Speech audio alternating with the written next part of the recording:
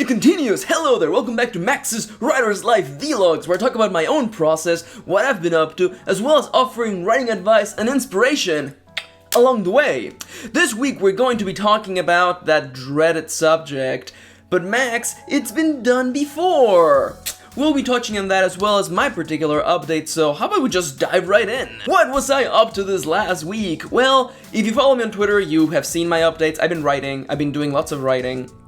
Having a bit of a strange, really strange sessions. I've been writing this new story, and it's one of those things where it's like getting used to a new pair of shoes, and if I had to continue on with that, I guess, metaphor, this new pair of shoes is a little bit, on the uncomfortable side. It's not exactly the most happy story, so it's one of those things where, I finished the writing session, and I'm sitting there thinking, this story's not happy. Man, this story is not happy, but of course I wrote it, so what else could I have possibly expected? As I say that, I picture just an array of all of my book covers and all of my sad stories and sad main characters, but hey, that's life. Certain writers are more closely in tune with different subjects or themes within the writing field, and for me it's just bitter, sad, angry characters. Those are my favorite. But yeah, other than writing, I finish writing and then I'm moving into just another phase of editing. That's kind of how I juggle my weeks. I edit, I write, I edit, I write. Not the same stories though. But other than that, I've been playing Pokemon Go because it came out recently. I am, real honesty, 100% real Max right now. I have a treadmill, so I don't really walk outside as much as I probably have never done in my life, really. But with Pokemon Go, which is a phone application that lets you go to real world locations and kind of gamify the act of walking about, catch Pokemon, get items within the Pokemon world, fight, and so on and so on and so on. I hadn't gone out in forever.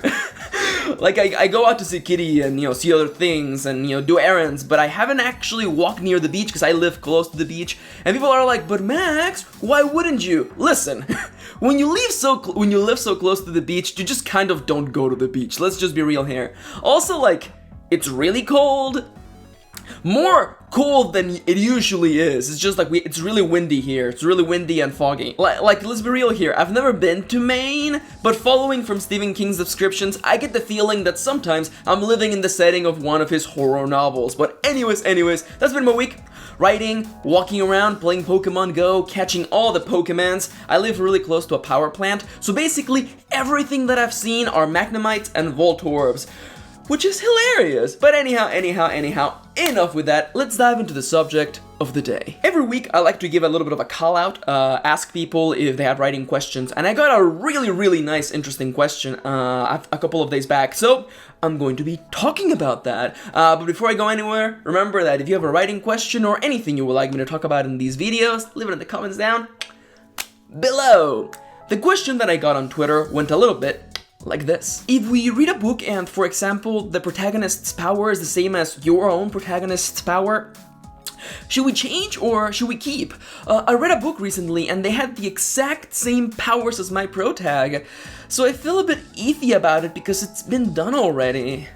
Oh, I also got a new water bottle, by the way. The red water bottle is gone. If you like that one, well, purple is in, so deal with it. Now, there are 10,000 million things that I want to go over regarding this particular question, so let's take it from the top. Now, before I go on anywhere, I should give you the formal disclaimer, as always, and remind you that the following is merely just my advice, my opinion, and what works for me. Don't take it as gospel. Instead, take it as my own point of view. So, if you have your own point of view, feel free to converse in the comments down below. I want to know what you have to say. But anyhow, as for me, let's talk about being reductive. When you are reductive, that is to say, to look at your story and summarize it, boil it down to a set of elements, you're kind of doing yourself and the story a disservice. And I've said this in the past, and I'm gonna say it again, because when you're looking for patterns like that, when you are actively disarming your story, breaking it apart to look for patterns in other medium, you're gonna find them. If you try hard enough, you can squint your eyes and make whatever you're looking at look like whatever else. And what bothers me about that is that what is content without context? For instance, your question, you feel concerned that because another book has a protagonist with the same power set as your protagonist, you feel like it may maybe invalidate your story because there's somebody out there with that power set already. And my concern about that is this. What does your character do with that power, though? How does that change them as a person? How do they change the world around them? How does the world react to this power? Do you see where I'm going with this? Because my particular issue is that, yeah, like, a cool story idea can maybe get someone interested in something, but it's not really ultimately the story idea that pulls you all the way to the very end of the book. It's the execution, the way that the story is presented and written. So, does it matter? Does it matter if someone has already written a story similar to yours? No! 1,000 times no! What about telling your story, your own take on things, your own point of view?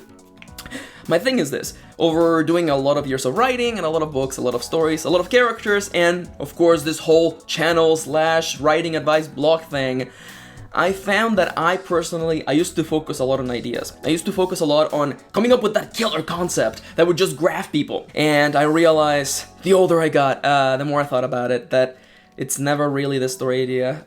A story idea can grab somebody, sure. Ultimately, real talk, the thing that matters the most is you.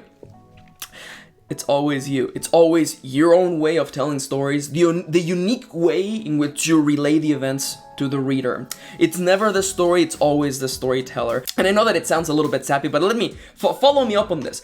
Consider your favorite writer. Consider that person that just makes the sort of books that you really, really enjoy. And imagine if today you hear that they just announced a new book that is a completely different setting, it's a completely different set of characters. Would you be interested in reading that just because you like that writer? More often than not, the answer is probably yes. Why? Because it's not really about the writing itself, it's more about the way that the writer makes it interesting. This is something that is a lot more obvious or a lot easier to see when it comes to like visual media, because you can see a style.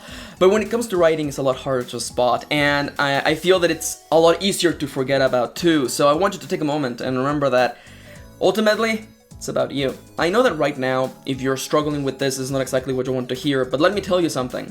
You have a style. You have a unique way of telling stories, and you probably can't tell, you probably can't see it. I can't see mine, but people tell me I have it, so I will take their opinion for that. But someone out there is gonna like the way that you write stories, and they will tag along, and that's really ultimately all that matters. So let's rewind a little bit.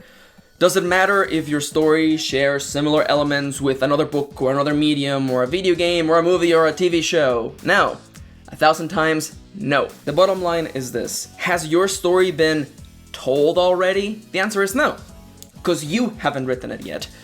We live in a world that is in a time of flux right now, and a lot of things are happening, and I feel like what we need the most right now are more points of view. More people sharing their particular point of view, the way they feel about things, and when it comes to us, our style of telling stories, more points of view will always benefit the world. So please, please, please, if you've been concerned with this, if you've been concerned with discovering a new TV show or discovering a movie or an anime or whatever, and you think to yourself, oh, this is really close to what I'm doing, keep writing anyway. You know why? Because it's not ultimately about the things that happen, it's about the way that you show us, you take us through those things, you walk us through them. It's the storytelling that makes the storyteller, not the story. So go out and keep telling stories, okay? Okay, for the time being though, I want to thank you for watching. I hope that you enjoyed this video. I hope that I gave you a little bit of insight, or if anything, I gave you another point of view.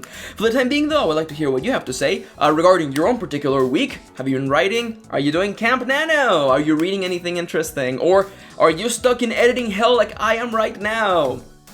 Let me know about all of those things in the comments down below, as well as ideas for future videos. For the time being though, I gotta get rolling. I wanna, again, one more time, thank you for watching, thank you for spending a little bit of your day with me, and I'll see you on the next one.